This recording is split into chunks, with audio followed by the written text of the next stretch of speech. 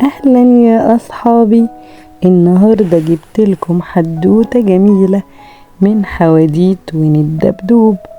حدوتة النهاردة اسمها الثلج وزهور الإفحوان. وزهور الإفحوان دي عبارة عن زهرة كده لونها أزرق بتطلع وويني بيحب ياكلها. كان يا مكان في قديم الزمان، وفي صباح يوم جديد من أيام فصل الشتاء الجميل، ويني كان في طريقه ليزور صديقه كريم أمين. وهو ماشي في الطريق لاحظ إن كل حاجة غطتها التلج الأبيض. فكر ويني وقال التلج هيغطي زهور الإفحوان اللي بيحبها صديقي حوار، ومش هيقدر ياكلها.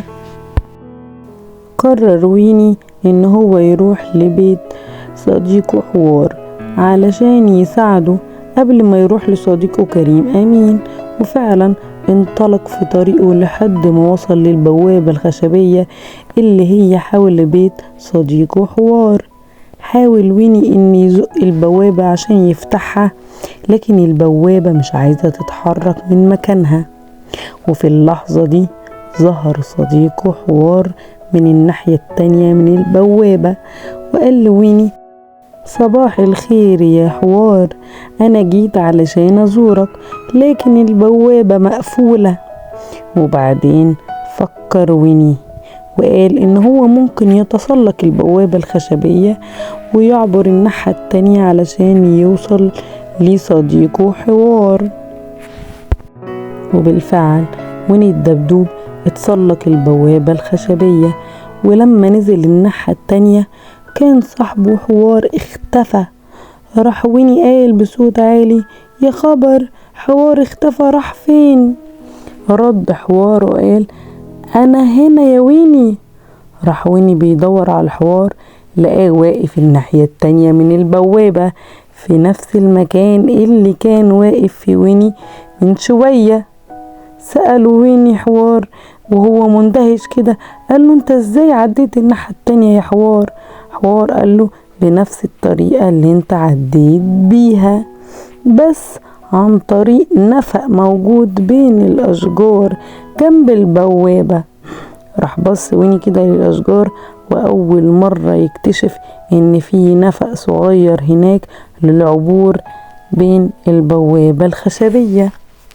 حاول ويني إنه يرجع تاني لصديقه حوار، بس المرة دي عن طريق النفق، لكن معرفش لأنه لقى النفق منخفض جدا ومعرفش يعدي من خلاله. عشان كده بدأ يتسلق مرة تانية الناحية التانية لصديقه حوار. وأول ما قرب ويني من قمة البوابة فجأة اتحرك يمين وشمال.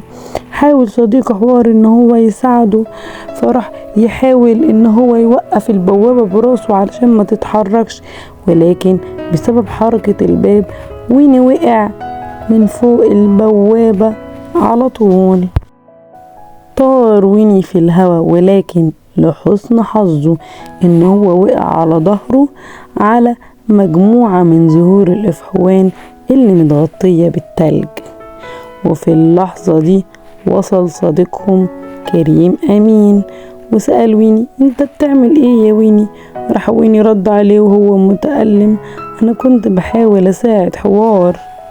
وبعدين ويني فضل يشرح لكريم أمين انه كان عايز يوصل لصديقه حوار علشان يساعده في البحث على زهور الإفحوان اللي مش متغطية بالتلج، لكن بسبب البوابة ما قدرش. ابتسم كريم أمين وقال لويني وهو بيساعده على الوقوف صديقي ويني انت طيب جدا. لكن لما وقف ويني لاحظ حوار ان زهور الإفحوان اللي وقع عليها ويني اتكسر من عليها التلج. ففرح قوي حوار وقال له شكرا يا ويني، انت بالفعل ساعدتني في الزهور دي، شكلها جميلة ولذيذة. وفضل ياكل منها. قال كريم أمين لصديقه ويني ودلوقتي يا صديقي ايه رأيك في وجبة لذيذة من العسل؟ جيزة ليك لمساعدتك لحوار. فويني فرح جدا بالعسل ومشي مع كريم أمين علشان ياخدوا العسل وياكله وهو فرحان ومبسوط. وتوتة توتة خلصت الحدوتة، حلوة ولا ملتوتة؟ وسؤال حدوتة النهاردة، يا ترى ويني قدر يساعد صديقه حوار ولا لأ؟ اللي يعرف الإجابة يكتب لنا في الكومنتات. ولو عجبتكم حدوتة النهاردة اعملوا لها لايك ودوسوا اشتراك علشان تسمعوا باقي الحواديت. مع ألف سلامة يا حلوين، أشوفكم على ألف خير.